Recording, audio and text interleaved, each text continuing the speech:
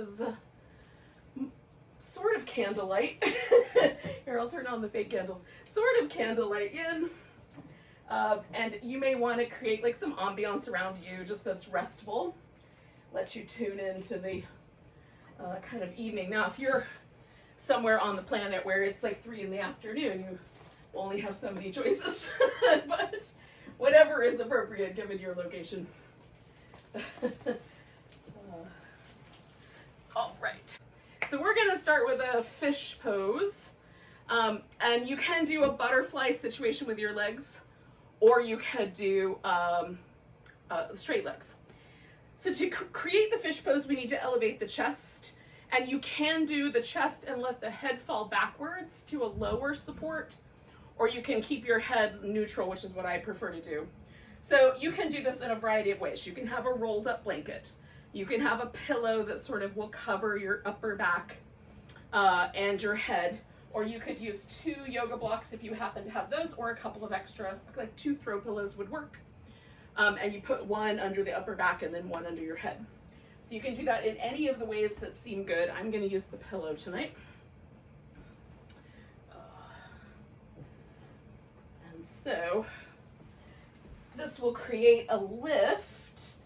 And I'm going to, like with blocks and with this pillow, I kind of get the support up pretty high up under my upper back. So it's just under the shoulder blade area. And generally the fish pose is done with the legs straight. And again, the more traditional idea is the head falls backwards, but hanging out like that for a long time is tricky. Doing that pose for 5 or even 10 breaths, not so tricky, but I may have to intervene. We'll see. But not so bad. You know, like if you're gonna hang out for 5 minutes, I think having your head a little more level is better. But you decide for yourself. Okay, if you decide you want to do the butterfly, you're going to put the soles of your feet together and drop your knees open. And then you can add support to the legs or not, depending on how it feels in your hips. So this just creates a little bit more, you know, it's an externally rotated leg position. There may be kind of a sense of stretch in the front of the hip, the groin area, the inner thigh. So it depends on which selection you make as to where all the sensations will be. And always with yin, we're trying to find the first kind of layer of sensation. We want there to be something. Restorative yoga, we're going for how relaxed can I get? With yin yoga, we're going for can I feel something, and then hold that notion and relax around it. So it's a little different. Now, some people's bodies are just built in such a way that no matter what, no matter how many piles of pillows and blankets you have, you always feel something. And so maybe your restorative yoga leans a little more into the yin spectrum or vice versa. So for tonight, we're just find an edge. Like I have an edge, I feel sensation in my inner thigh, my hip socket, across my chest, my upper back has sensation. And then I'm just going to let myself relax as deeply as possible around all of that.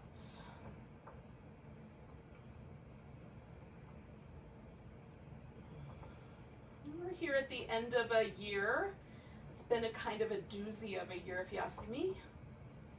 And it's kind of a bookend because the first full moon of the year 2020 was a full moon in January in the sign of Cancer, which is the little crab.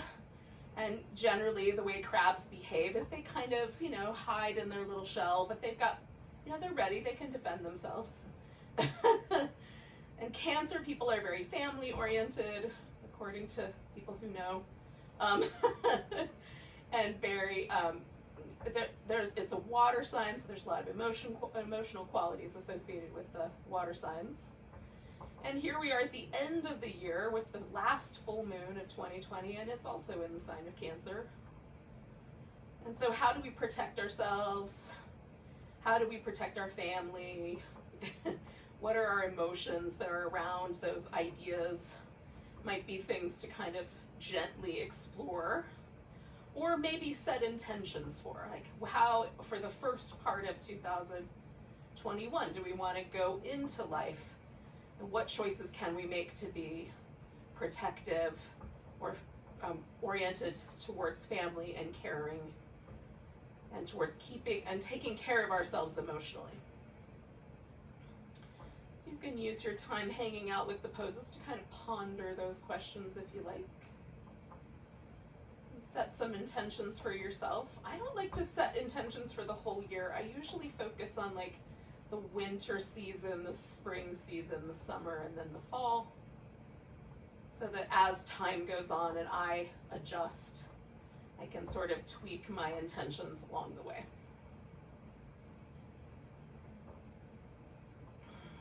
But if you like to set like a single intention for the year, you can start to use this to percolate those ideas.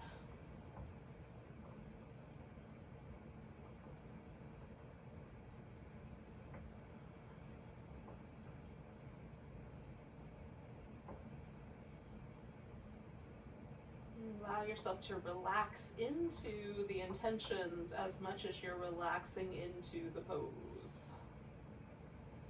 Notice resistance. There might be a reason for it. Provide support for yourself so that you can relax into and around the resistance.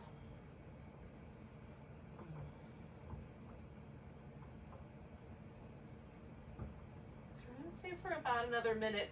Now I've turned my head because I'm noticing the right shoulder's a little tighter than the left.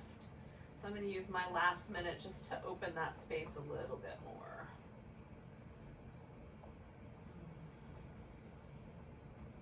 Or at least to work with it. Can't guarantee anything's going to open.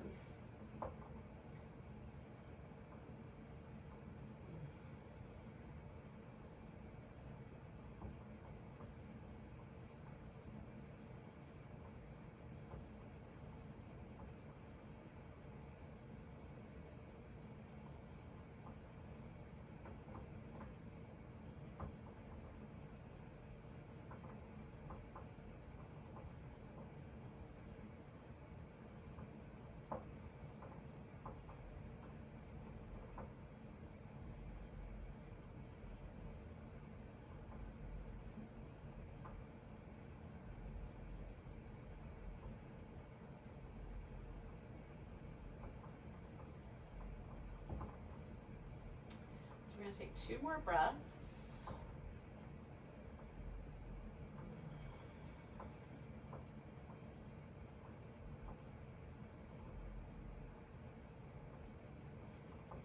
Now, the first thing I'm going to do is just straighten my legs. So bring the knees together, take the legs out straight. And then I'm going to give myself a big stretch while I'm still kind of hanging out on this pillow. And then I'm going to roll over and take the pillow out from under me. All right, so these are going to get set off to the side. And I'm going to come back onto my back. And I'm going to take just a moment to notice any impact. So the first thing I like to just see is, like, do I feel a sinking sensation, a widening? Does it feel kind of pleasant, or is there some places that are a little tender? You know, like I'm noticing like there's a little bit more tenderness around my right shoulder than I had been previously paid attention to. It probably has been there all day, but it was under my radar screen because I've been nose first in a computer all day. So now that I'm here and we're like hanging out with each other, me and my shoulder, I'll endeavor to be kind to it. Take care of it in the best way possible. Now, in more active styles of yoga, one of the things I love to do on the full moon is lunar salutations. And lunar salutations always start with this little crescent stretch where you're standing up and you bend yourself sideways. And since there is a pose for that, I have elected to do that pose next. So that is this banana pose or crescent shape with the body. So we're just going to kind of bend ourselves over to one side. Now I went to the left first. So my right side is the long stretchy side. I can do whatever, you can do whatever you want with your arms. Like the arms could be a T or a cactus, a goalpost, a Statue of Liberty, whatever version you want. And then the legs can have a couple of options. You can just let the legs kind of hang out. You can cross the outside leg over the inside leg at the ankle, or even a little bit more, you can kind of bend that inside leg and sort of hug with your foot. Kind of hug the outside of the thigh or the calf. Just be mindful of your knee with either of those variations. If there starts to feel like there's an uneven tugging in your knee joint, you might want to back that off a little bit. And so once you've found your variation, making sure there's no cramping or uncomfortable sensations on the inner corner there at your hip, let yourself hang out, breathe, relax. We're going to stay for a few minutes here. I see you, Coco. Not that my English words have any impact on her ferret vocabulary, but there it is. We're going to let ourselves get heavy and relaxed.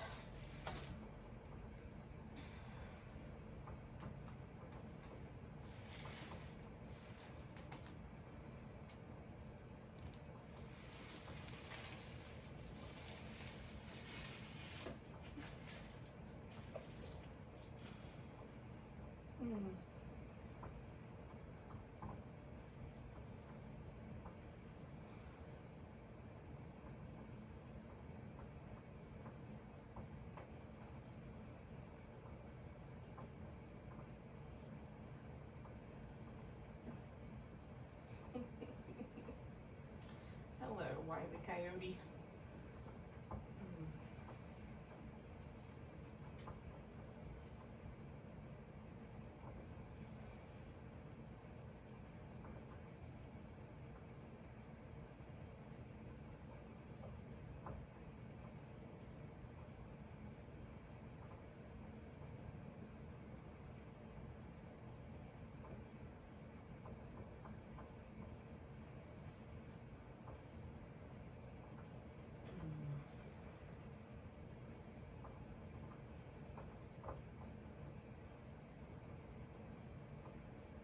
Now, one of the things that sort of fascinates me about this particular shape, and any side bending or twisting shape, is that there's a kind of corresponding difference in the way the lungs are. Now, first of all, our lungs are not symmetrical. The left lung has 2 lobes, the right lung has 3 lobes. So first of all, it's already a little bit odd.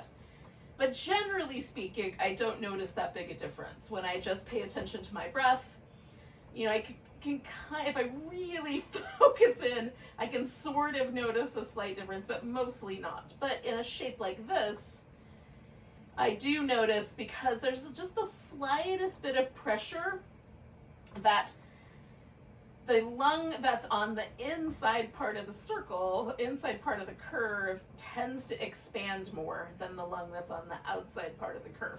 Now see if that's true for you.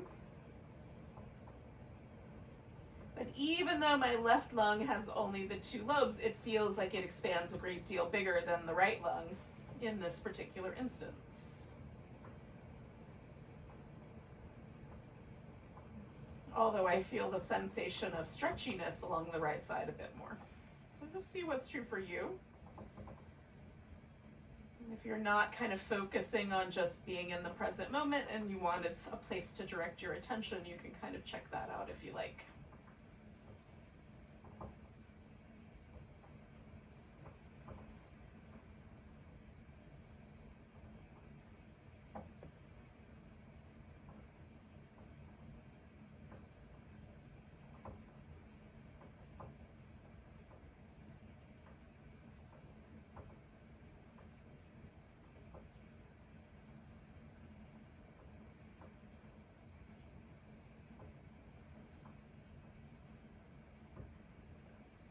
We're going to spend about 4 more breaths here.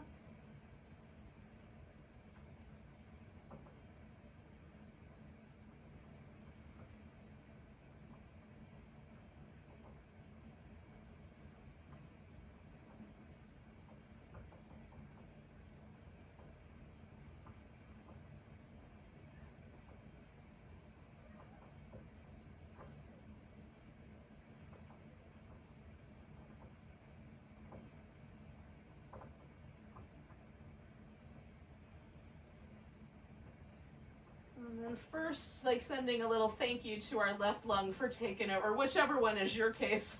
Maybe you went the other way. For taking the brunt of the load there. You can come back to the center when you're ready. And again, you can just pause for a moment, or you can add some movement if you like. Again, I like to notice, like, what's the impact? What did I just do to myself? And do I feel mostly pleasant sensations around it, or is there anything that feels sticky or tight or uncomfortable? So that I'm always using my practice as an opportunity to learn. I like a little movement around the hips. For myself, there can sometimes be just a little sense of stagnation around the sacrum from the pull on one hip versus the other. Now, when you are ready, and you may not be ready yet, but when you feel like you're back to mostly neutral, you can take yourself the opposite way, so with the opposite kind of crescent or banana shape.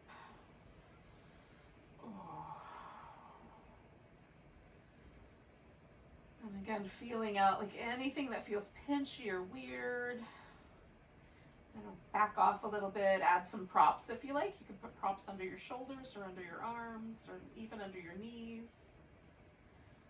Wherever you might need a little extra kindness.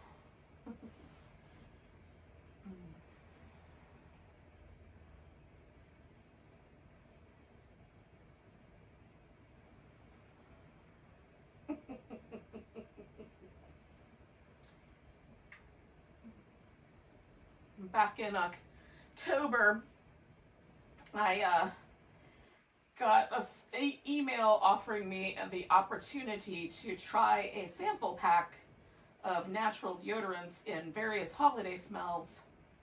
One of those holiday smells was sugar cookie, and naturally, because I love all things holiday, I took them up on it. And so lying here with this banana pose, I am surrounded by the smell of baked goods. I highly recommend it, folks, if you are looking for an olfactory experience to go along with your yoga practice. Ask me later what I'm talking about and I'll let you know.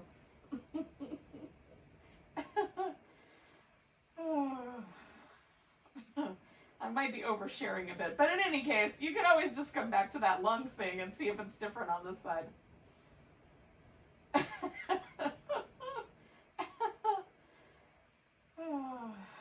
We're going to stay for a little bit longer.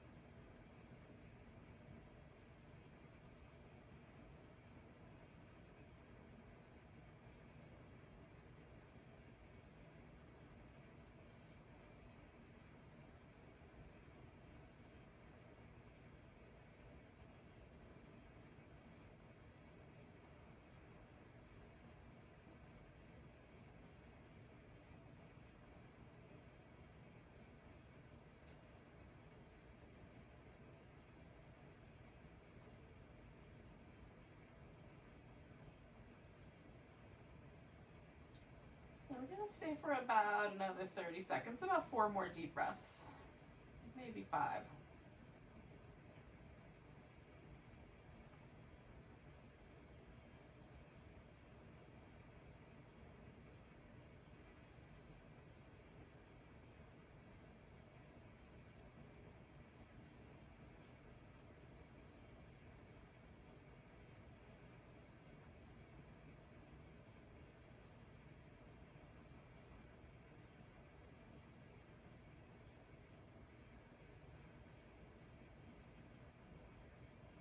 we're going to take a nice big inhale. When your exhale finds you, come on back to the center. Oh. And again, you might just pause for a moment, or you might immediately start moving. Just notice anything that you notice. Sometimes for me, I feel like a little bit more relaxed through the hip, maybe because of that kind of outer hip is often tugging on me. There's definitely a different sensation in the arms, a little bit lighter. All right, we're gonna do one more pose kind of in this reclining notion. Now, you may want either a firm folded blanket or pillow or a yoga block for what we're about to do. You may not need it, so I'm going to give you a couple of options, but if you decide you want it, just have something handy nearby. It will elevate your pelvis is essentially what we're going to use that object for. So possibility number one is that we're just going to throw one leg up on top of the other. So I've got my right leg on top of the left, and for some folks, this is going to already put us at a little bit of a sense of stretch through this outer hip. So if you're already there, that's the edge. Stay there for a bit. If it feels like that gets softer or it's already softer, you can bring the legs in and hang on to them. And then the last option is to hold on to the one leg, the one that was up on top, and stretch the other leg out. Now, often for me, just holding onto this leg and letting this leg stretch is enough hip flexor stretch on one side for sure, the other side a little bit looser. So you could elevate your hips. So to do that, you'll either use a pillow or you'll use a blanket, and you'll elevate your pelvis. You just lift the hips and then slide whatever it is that you're using underneath. You might not need a whole lot of space, like just an inch might be enough. So what this does for me is it creates a little bit more of a drop down with the legs, so I get a bigger stretch through the hip flexor area.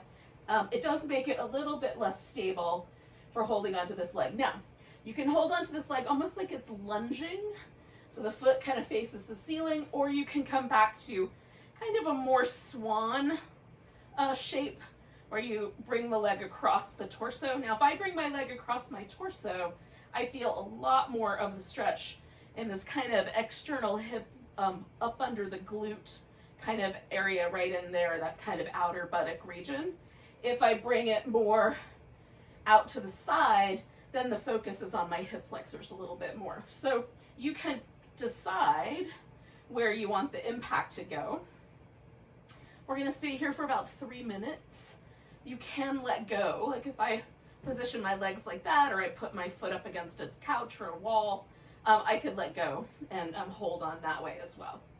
Just be mindful of your knee. If the lower leg bones kind of turn or twist, it can be a little bit tricky for the knee for a long period of time. So I just try to keep my toes and my kneecap kind of pointing in the same direction, whatever I'm holding on to. And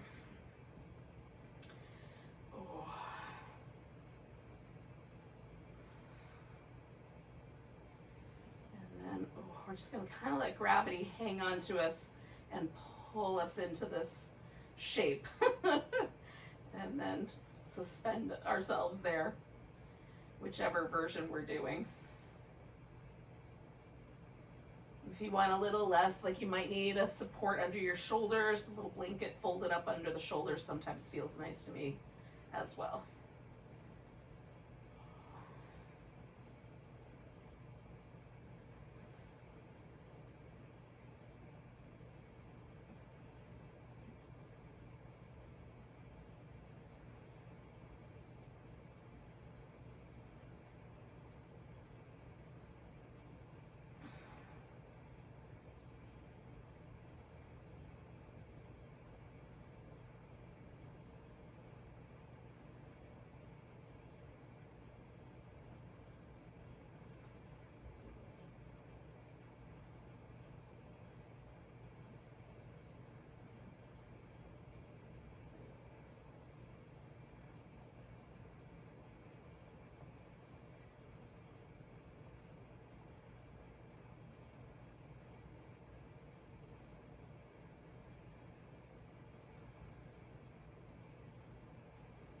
we're taking nice deep breaths. We're going to stay for about 1 more minute. If it feels like it's a little too intense or a little not intense enough, make a little shift and just see if you like a slightly different variation for this last bit. If it's feeling awkward to have the support underneath you, take the support out and see what happens for the last bit without it.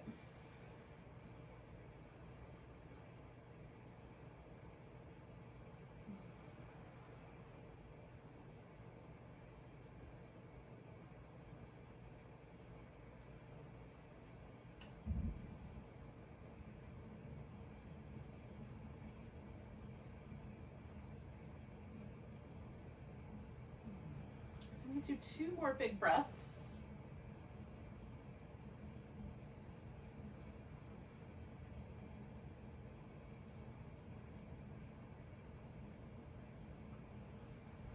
Now, to come out of here, I'm going to let go of the leg that I was holding, and I'm going to put that down first, and then I'm going to bring the other leg just kind of up next to it. Now, if you had one leg resting, you just got to take the top one off. Like, we're all going to wind up in this kind of constructive rest setup where the hips are resting and maybe they're on the floor, maybe they're on an object, right?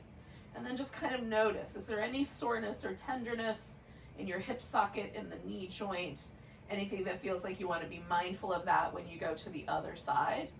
Is there like a sense like, I think I want to put a blanket under my head just so that I have a little bit more softness under the under my Neanderthal lump that I have on the back of my skull? I call it that. It's my pet. My pet skull lump. But in any case, so that, yeah, that's a little more pleasant, right? So I'm gonna leave that there while I do the other side. So I'm stretching the right side out, and for me the right side's a little tighter, so I could do it without this pillow, and I might for the last minute take it out altogether. So kind of get yourself into whatever variation of this reclining, deeply dreaming swan you like.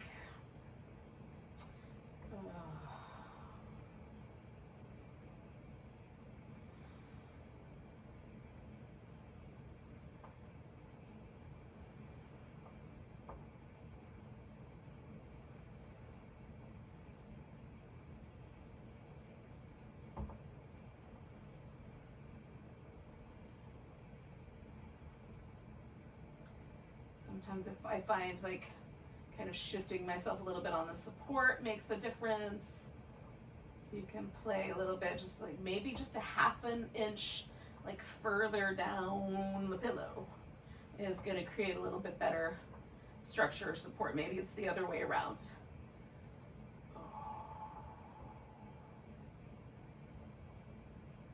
And just pause. Let gravity hang on to you. Try to unwind a bit.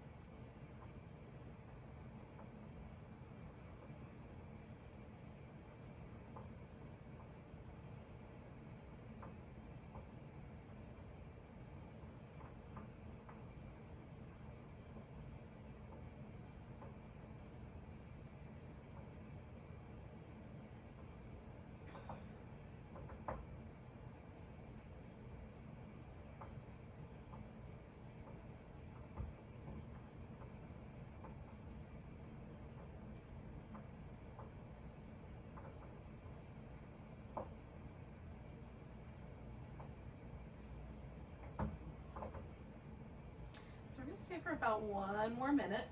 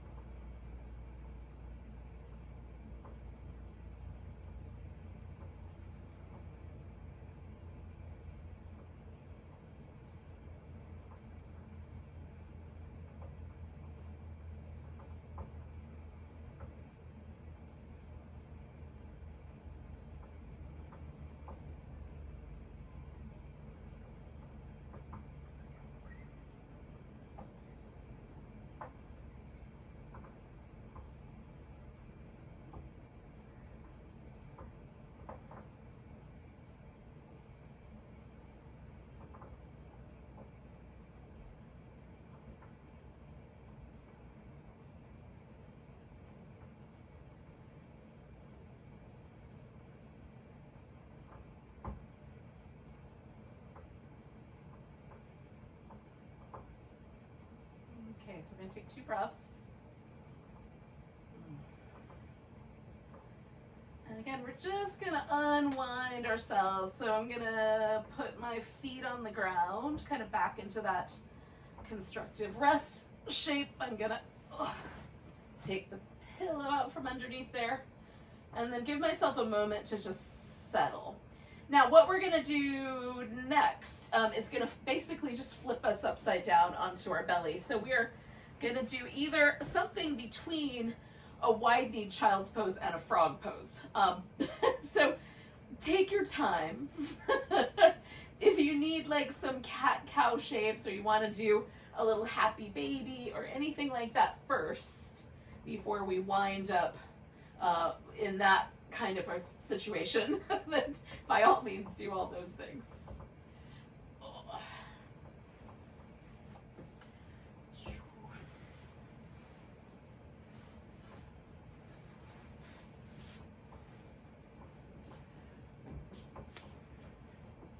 Now, one of the things that I like to do for either of those, really, but definitely for the frog, is I like to pad the surface of the floor a little bit more. And it's really important that the surface be really smooth. So if there's like a wrinkle in the blanket, it will be like the princess and the pea, right? In the story, they know that the lady is a princess because the lentil in her bed is evident. And in this story, we are the princess. And so if we leave a wrinkle in our blanket, we will know. So wide-knee child's pose, toes are going to be together or pretty close. The knees fairly wide, and then you'll let your chest and forehead or whatever kind of rest.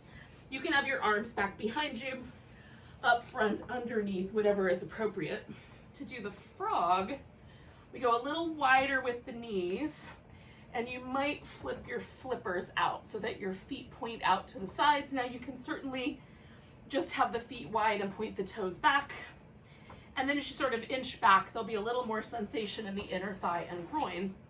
With either option, you can use a little pillow to provide like a little headrest or a place for your chest to land. So you can give yourself a little support structure for your fish, or I mean your frog, which I find quite intense. So when you're ready, you'll join me in a little frog pose. Or something like a frog pose. The wide-kneed child's pose is sometimes referred to as the tadpole.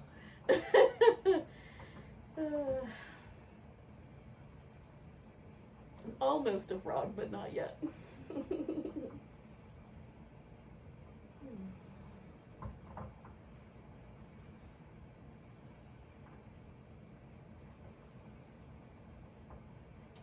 So this is one that can easily get too spicy for me.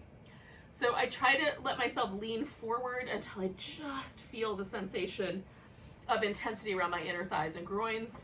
When that gets softer, if it gets softer, then I'll back my hips up a little bit further. So I am really concentrating on letting myself relax and not being too pushy, because we're going to stay for a bit longer, yogis.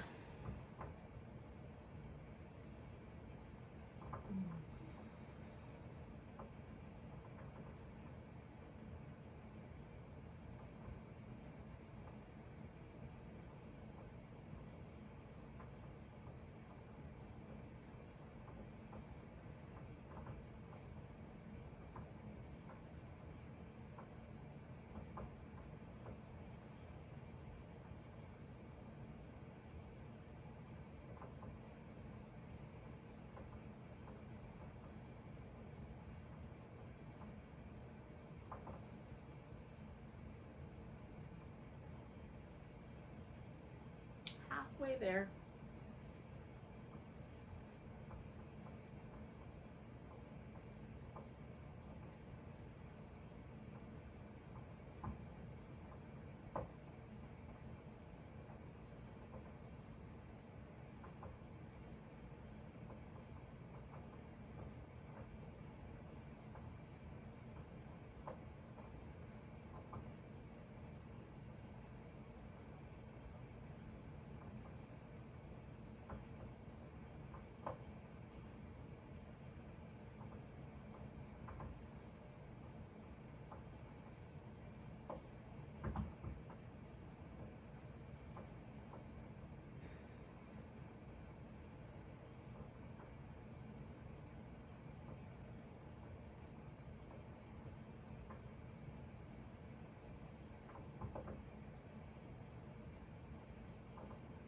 So we're inside of our last minute here, friends.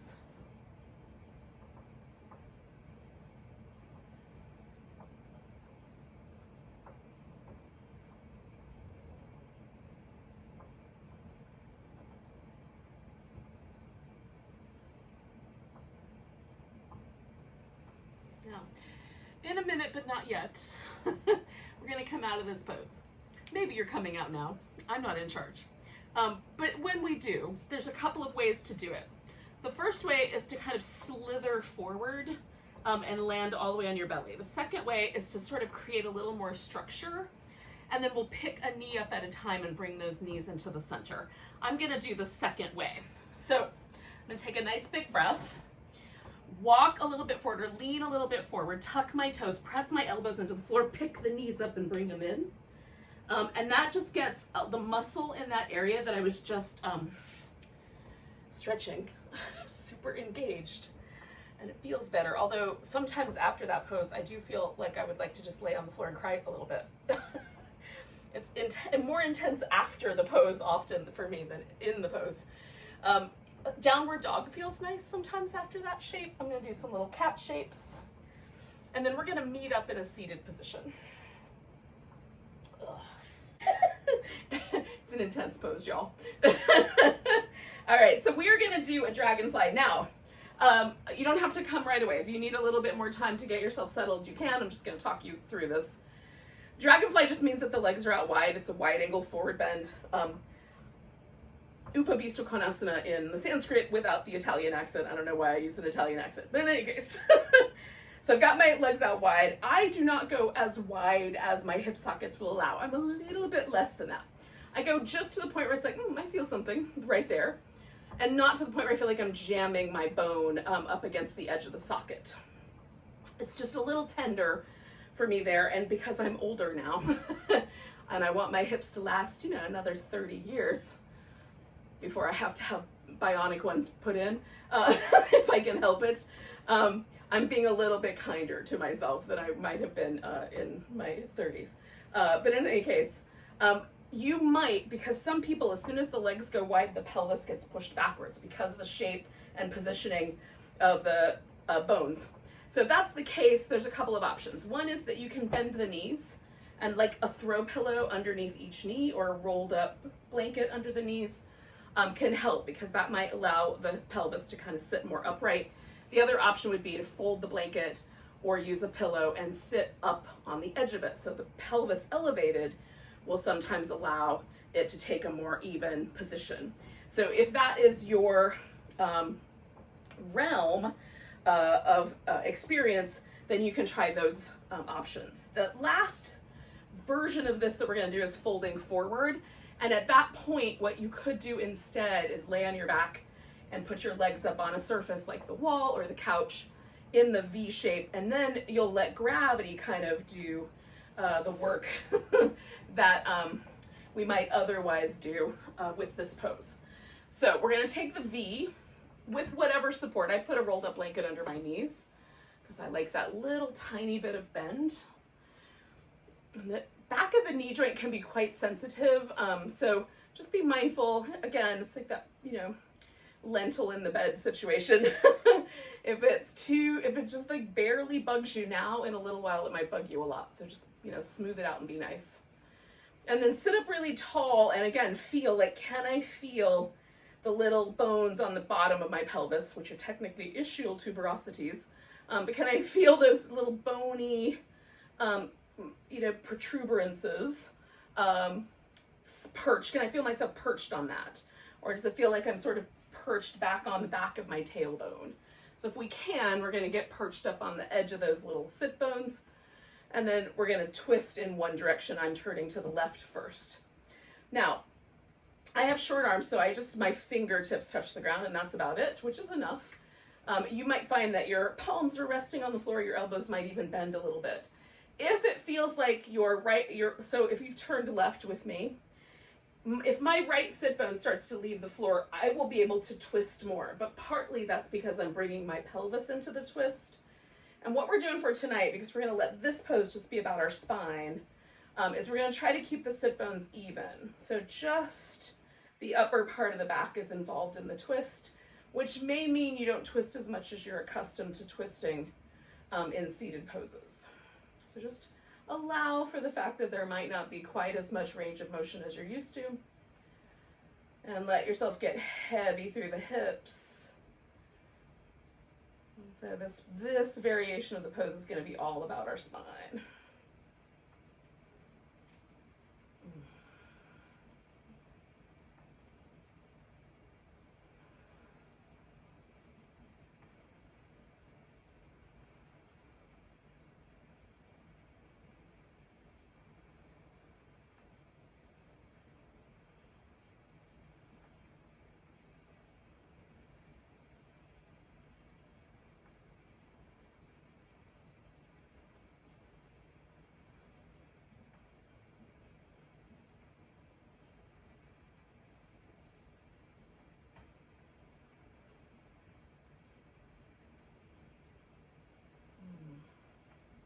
Again, so for me, this is, every pose is an opportunity with yin because we hang out for so long.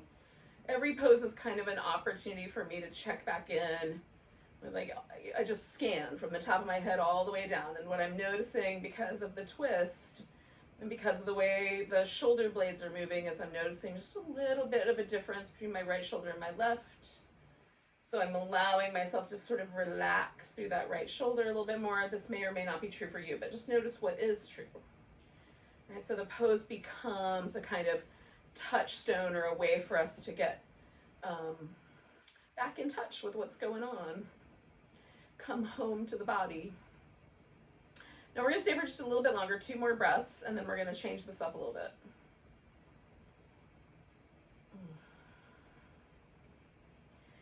Now I'm turned to my left, which means I'm going to bend to my right. And what I'm going to do first is bend my left knee. Now you can bring that left foot all the way around if you want to the inner part of your right thigh.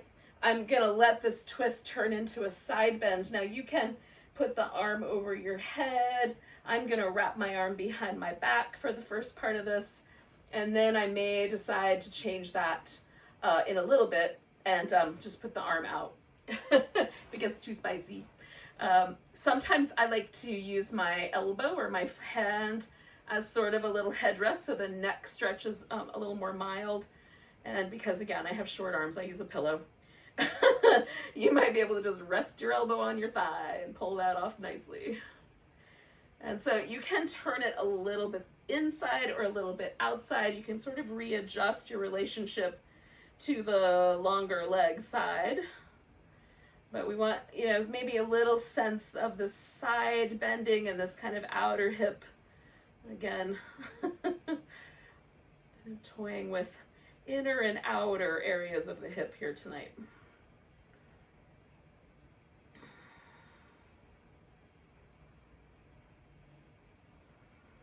So the hip is, the sacrum is the location of a particular kind of nerve complex, part of the, potentially part of the vagus nerve. And there's certainly nerve ganglia that kind of go in and out through the sacrum.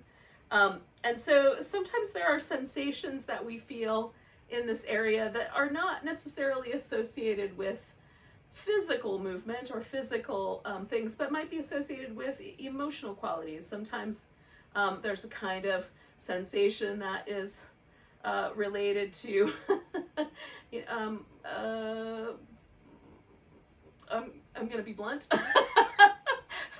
but like sexual attraction or other kinds of things. So this literally, that particular area is the area where we create new humans through the things that live there in the pelvis, whether it's you're the one holding on to the baby or just producing the other half of it. So literally it's the center of creation. And then, we also sometimes have a complicated relationship with the various organs that live in that area, whether it's our colon or the sexual organs or other things, bladder, other kinds of things that live in that area. I am now 52 years old, and me and my bladder have a different relationship now than we used to, so there might be some complexity there.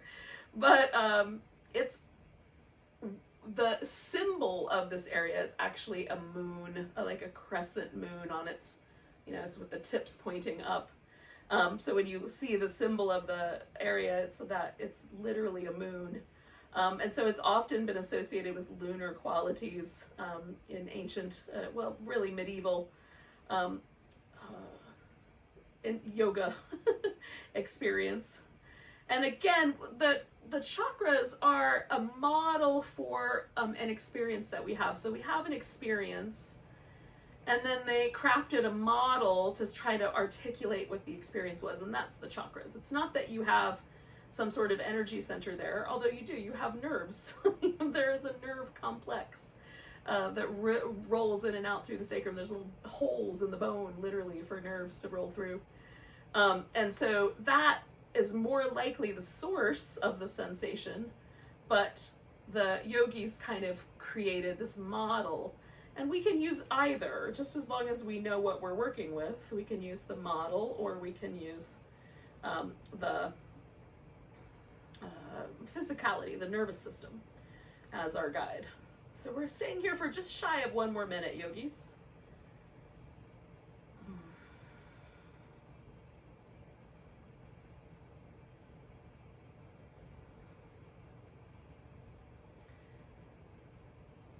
Sometimes when I spend time with meditation, sometimes old memories will surface, or emotions will surface. So I just allow that to sort of wash through me without a lot of resistance on my part, unless of course I'm in public and then I resist it furiously.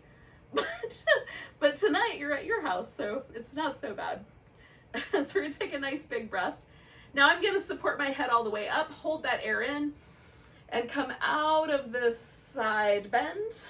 And before we go on, we're just gonna pause for a second. Now, this leg that we bent, that's gonna be on the bottom. The other leg is gonna go up on top. So we're gonna temporarily leave this shape. Now, you can just sit cross-legged. You can bring the shins on top of each other, or the knees on top of each other, or you can do kind of a hybrid where you maybe bring the leg onto a pillow or onto a block, so that there's a little bit kind of wiggle room here. But we're trying to bring the thighs as close together as we can. We have them wide apart. Now we're bringing them in together. And for some of us, just sitting straight up or even leaning back is going to be all the sensation we need here in this outer hip region. And some of us will find that folding forward is better. You may even find yourself resting your elbows on the floor in front of you, and maybe or your chest on your thighs, depending on your anatomical relationships. You may or may not have the elbows resting. And so we'll take this shape for a few minutes.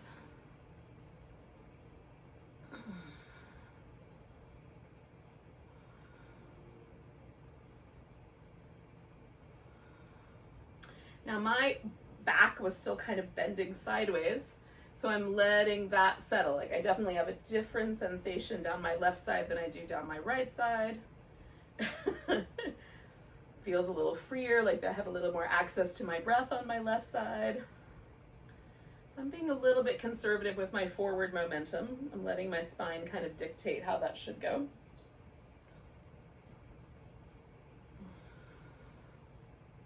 If it feels kind of crummy around your low back, back off a little bit and let it settle, and then surf back in if it feels all right in a minute or so. We're gonna stay for about 3 more minutes.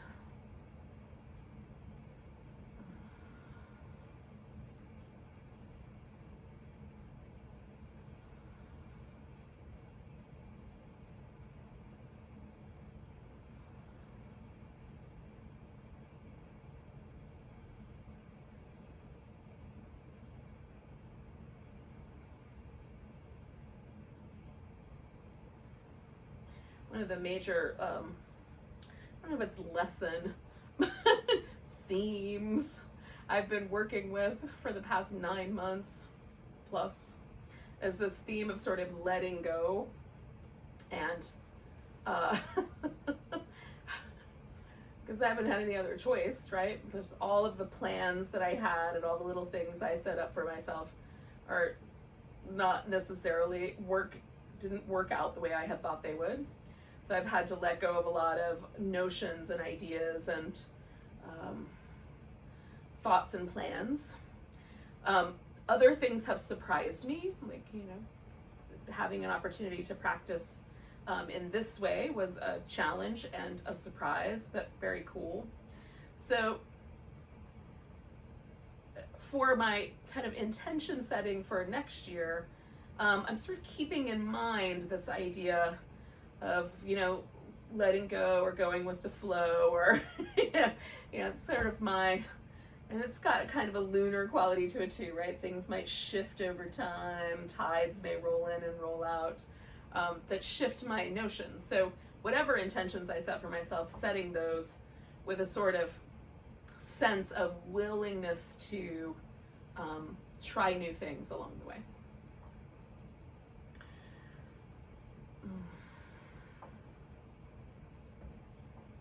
So it's our last minute here, yogis.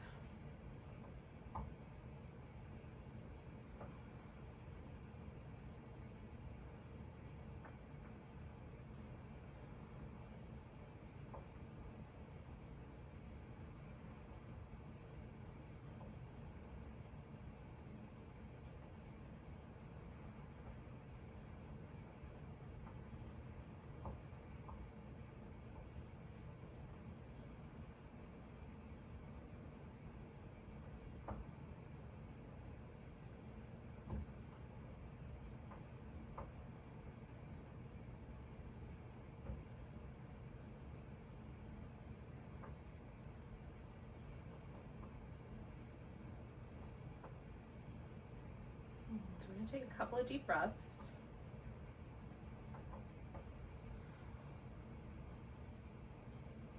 And we're going to inhale our way up, lean it back a little bit, undo the legs. Give yourself a moment, if you like, to do a little movement.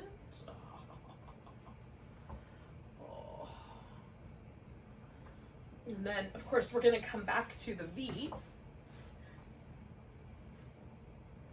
I'm not quite ready yet, but in about 3 breaths I will be. But when you're ready, you're just gonna leave the V and twist the other direction. And again, we're leaving the sit bones on the ground so that the twist is really focused on just this kind of upper part of our back and spine. We'll stay a little while here, a couple minutes, and then turn it into our side bend.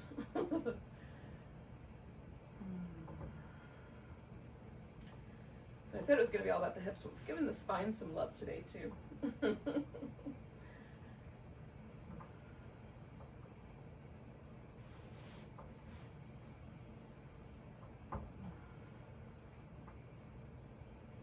Hopefully it feels like love.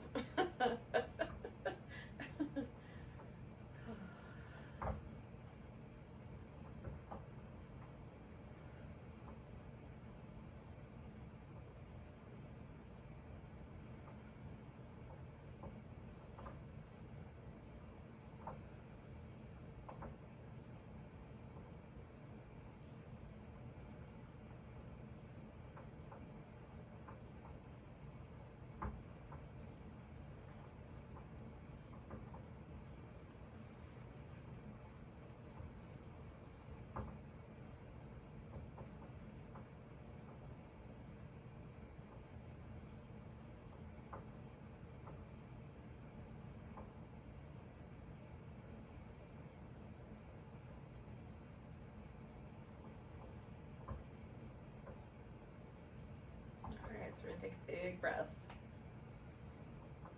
And let go with kind of an ah. Now we're not really leaving our twist, right? We're just bending this knee. And then kind of slowly over the next several breaths turning ourselves into this side bending shape. And again, maybe for me, the shoulder, again, this is my little tight shoulder, right? So that's a little too spicy. So I'm just gonna kind of create a somewhere in between space where I can rest my arm. And let that shoulder open slowly as we go along here. And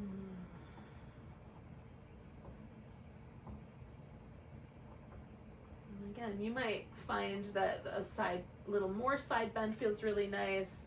For me, this is largely a pose about this kind of lower flank between the rib cage and the hip, this little area right there, and it wrapping around the side of my hip and all of this territory that's sort of, all these muscles that connect the rib cage, the hips, the abdominals, all of those all get into the game.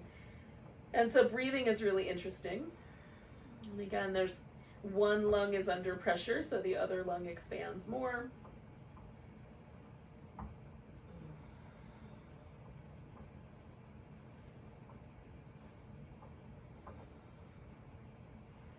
On this side, my neck is a little more sensitive, so I'm allowing that to sort of, turning my head slightly and allowing certain muscles to kind of take a little bit more of the pose. So kind of wrapping it around a little bit towards the front, a little towards the back, and not just on the side. And don't be afraid to experiment with your poses.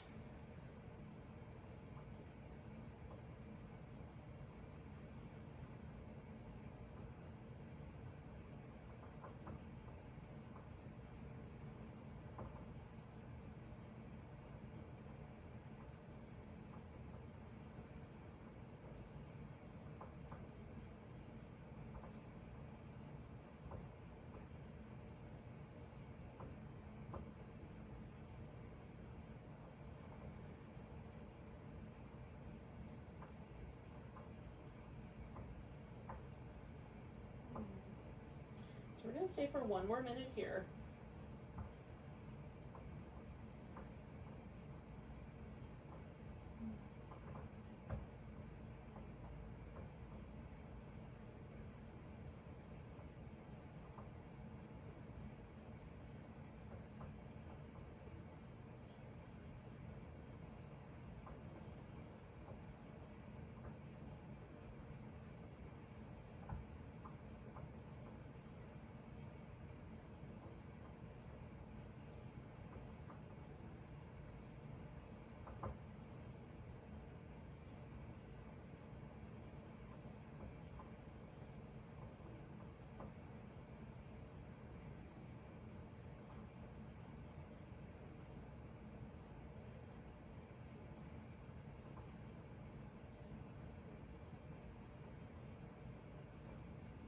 Yogis, we're going to take a nice big breath. Let go. And we're going to inhale our way up. And again, you can take a moment to sort of reorient yourself. Let your spine kind of adjust. While that's happening, I'm bringing this leg a little closer to the center line, bringing this leg up on top, getting my thighs a little closer to the midline. And I'm not going to fold yet because I'm not quite ready, but when you are, you just fold forward, or maybe you never fold forward because it's just not right for you. Just finding your way into whatever version of the shape is the right shape, right version. Letting ourselves settle.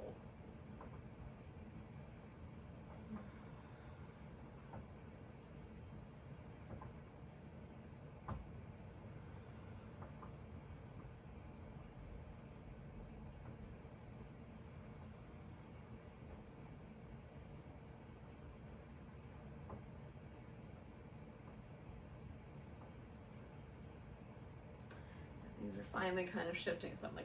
I'm ready to lean in. So you can just kind of notice, pay attention. Maybe there's never a change. That's okay. There's no wrong way to do this practice. So just follow the inclination that your body suggests is appropriate.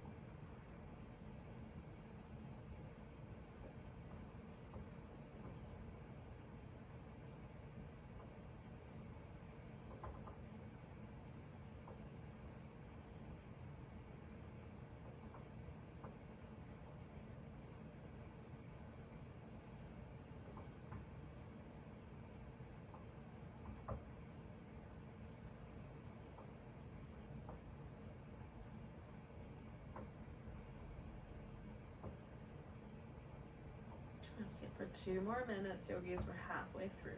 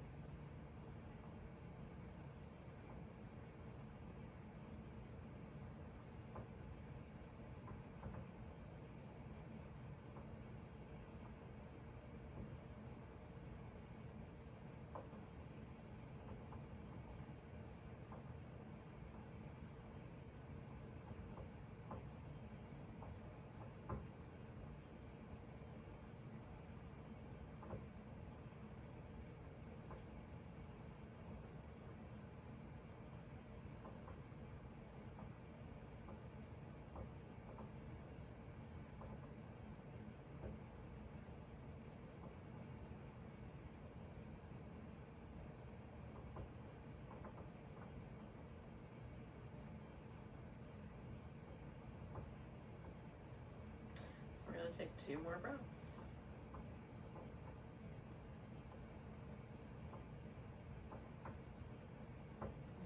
Trying to inhale our way up. Lean back a little bit, unpretzel the legs. And this is where it could turn into like legs up the couch or the bed or the wall, whatever you got nearby. That's useful. Or you can when you're ready, and you may not be ready yet, but if you are, you just fold forward right down the center of this V here. This is our last pose before Shavasana, so if you want to just do double Shavasana, you could do that too. I won't judge. I won't even know, probably, unless you tell me. This is one of my favorite poses, so I'm down for it, but I would appreciate it if it's not your jam. So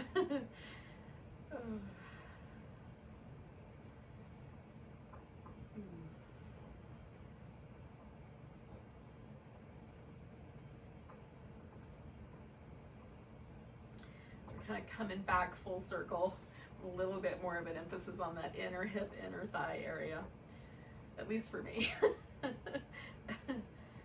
So I started with the butterfly and ended with the dragonfly, so.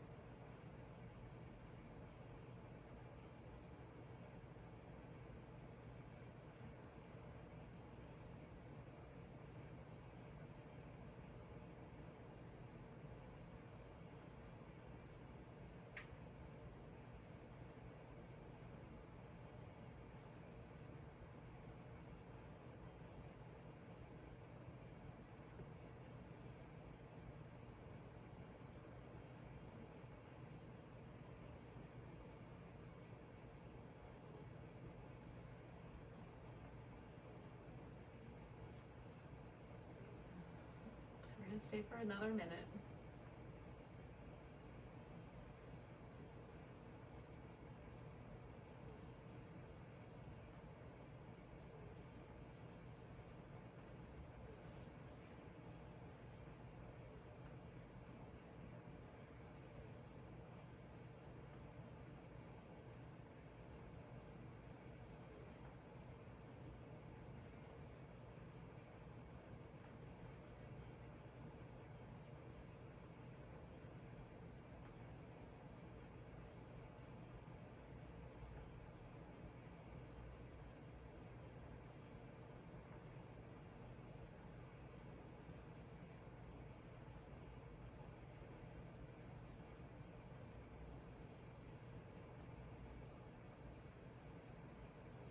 And take a nice big breath. Let go with a big sigh. Now, if you're on the wall or whatever, just bring your legs together. And if you're seated, then inhale your way up, lean back, bend your knees again. And then you can kind of settle yourself. I'm going to turn sideways so I have room to stretch out. But we're going to settle ourselves into kind of a laying on our back pose. You might not be quite ready for Shavasana, so you might want to do a little happy baby or a little back massage, a little twisty kind of movement back and forth. I'm going to cover myself with blankets while I'm here.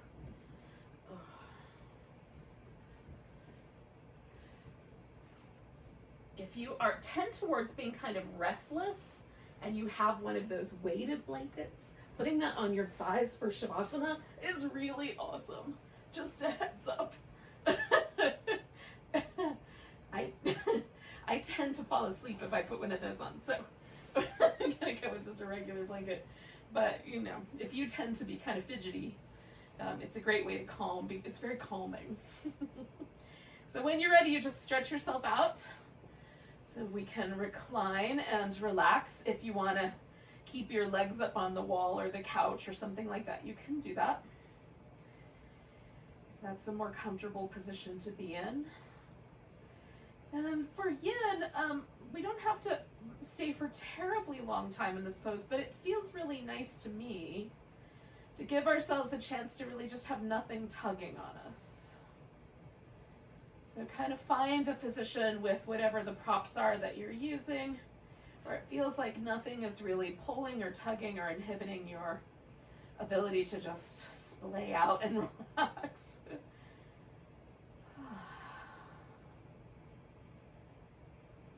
And do a quick little body scan. Just start at the top of your head and relax any muscles you find on the scalp or the sides of the head. Let your eyes grow a little kinder and softer. Let your teeth part a bit and the lips get nice and fluffy and soft. And maybe just the hint of a smile grace the corners of your mouth. Position the arms so that the shoulders relax in a way that feels nice, and the upper back is broad and soft on the floor. And let the abdominal muscles in the groins relax so that the spine can just meander its way up and down through space. And let the back of the sacrum, the flesh of the buttocks kind of find its way onto the ground to help support your pelvis. And then let the legs get heavy and soft and relaxed.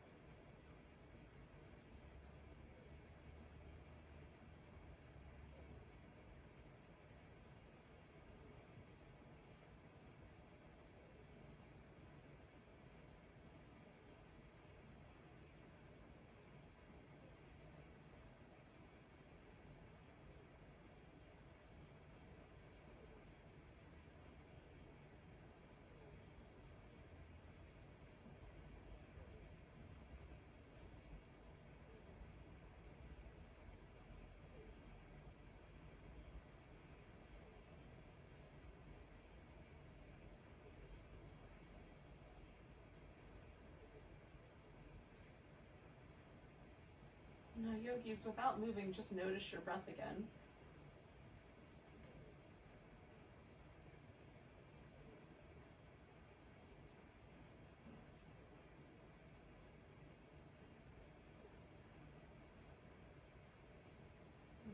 And take a nice big inhale all the way down to the tips of your toes. Let go with a big sigh. Give a little wiggle to your fingers and toes.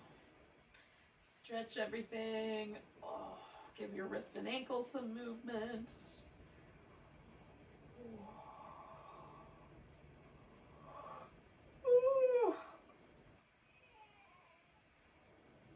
Now, when you're done with that, give yourself a little back massage.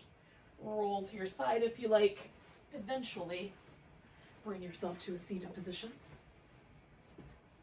And if you haven't kicked off already, you can join me for one more breath. So take a nice big breath together. And a big deep sigh. Namaste, beautiful yogis. Enjoy the rest of your night.